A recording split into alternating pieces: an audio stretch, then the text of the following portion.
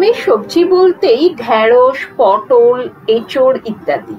এই একই সবজিকে যদি অন্যরকম ভাবে একটু বানানো যায় তাহলে খাবারের স্বাদের বিরাট পরিবর্তন হয়। নমস্কার, অ্যাপেটাইটের আরেকটি নতুন পর্বে আপনাদের সাদর আমন্ত্রণ।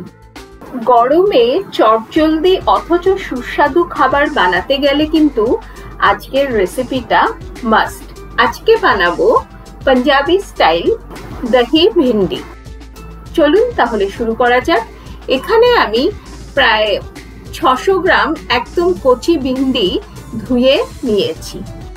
ধুয়ে নেওয়া ভিন্ডি কাটার সময় যাতে হড়হড়ে ভাবটা না আসে তাই একটা কিচেন টাওয়েলের মধ্যে ধোয়া ভিন্ডিটাকে রেখে খুব ভালোভাবে মুছে নিচ্ছি। আর না হলে আপনাকে ভিন্ডি কাটার আগে বেশ কিছুক্ষণ ভিন্ডিটাকে শুকিয়ে নিতে হবে, যেটা আপনার পছন্দ। যেহেতু এখানে আমি একদমই ছোট আর কচি ভিন্ডি নিয়েছি তাই সমস্ত ভিন্ডির আগা আর পেছনটা কেটে নিলাম। যদি বড় ভিন্ডি নেন তাহলে কিন্তু ভিন্ডির মাঝখানটাও একটা ফালি দিয়ে নেবেন। আর অতি অবশ্যই কাটার সময় দেখে নেবেন ভিন্ডিতে যেন কোনো পোকা না থাকে। এবারে সামান্য হলুদ গুঁড়ো আর সামান্য লবণ দিয়ে ভিন্ডিটাকে মাখিয়ে রেখে দেব।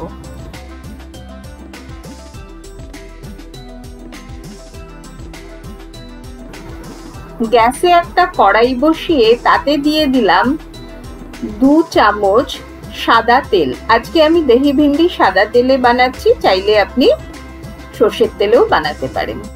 তেল গরম হয়ে আসলে গ্যাসের ফ্লেম লো টু মিডিয়ামে করে হলুদ লবণ মাখানো ভিন্ডিটাকে হালকা ভেজে নিতে হবে। এখানে কিন্তু খেয়াল রাখতে হবে ভিন্ডিটা কালো করে কোনো অবস্থাতেই কিন্তু ভাজলে চলবে না। আপনারা দেখে বুঝতে পারছেন, জাস্ট ভিন্ডিটাকে হালকা তেলে নাড়াচাড়া করে আমি তুলে নিচ্ছি। একই রকম ভাবে সমস্ত ভিন্ডি কিন্তু ভেজে আমি তুলে নেব।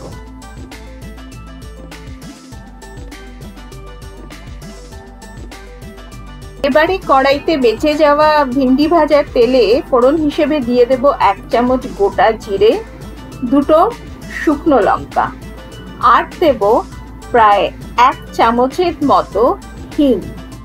আর যেহেতু আমি আপনাদের সঙ্গে পাঞ্জাবি স্টাইল দহি ভিন্ডিটা সম্পূর্ণ নিরামিষভাবে তৈরি করছি তাই আমি হিঙের ব্যবহার করলাম।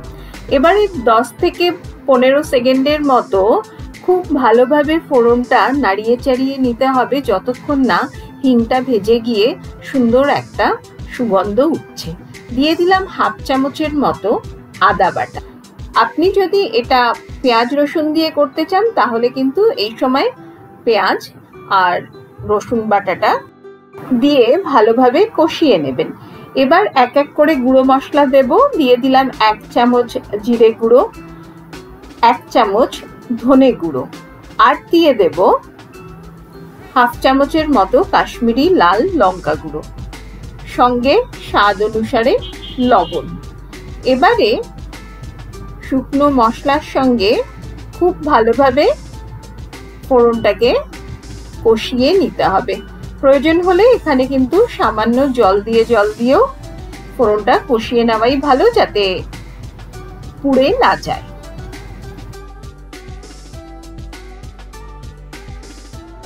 মশলা কষে গিয়ে যখন পাশ থেকে এরকম তেল ছাড়তে শুরু করবে তখন এর মধ্যে দিয়ে দেব প্রায় 200 গ্রাম ফ্যাটানো টক দই। গ্যাসের ফ্লেম হাইয়ে করে ফেটিয়ে নেওয়া টক দইটা কড়াইতে দিয়ে খুব ভালোভাবে নাড়তে হবে। লো ফ্লেমে যদি টক দই মশলা কষাবার পর মেশাতে যান দেখবেন দই ফেটে গেছে। এটা ছিল আপনাদের জন্য ছোট্ট একটি টিপস।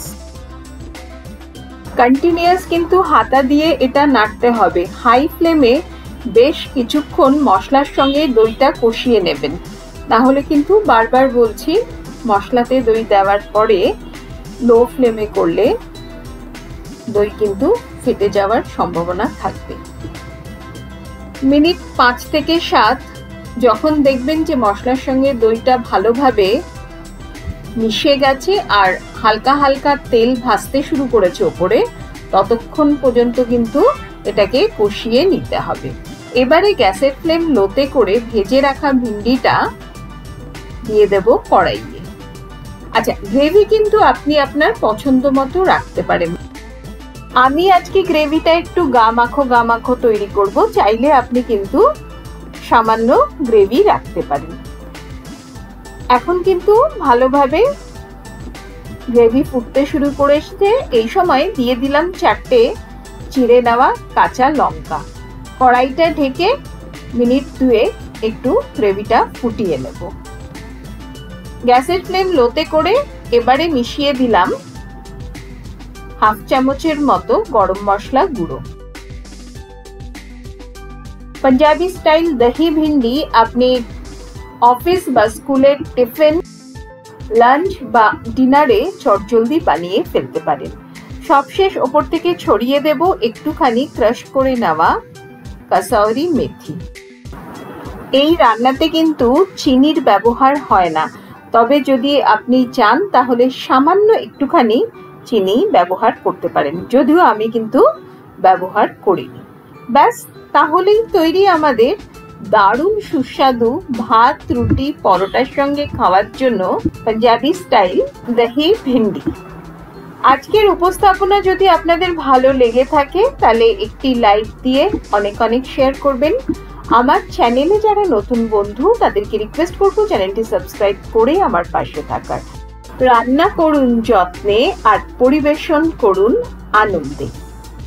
আজ তাহলে এ পর্যন্তই।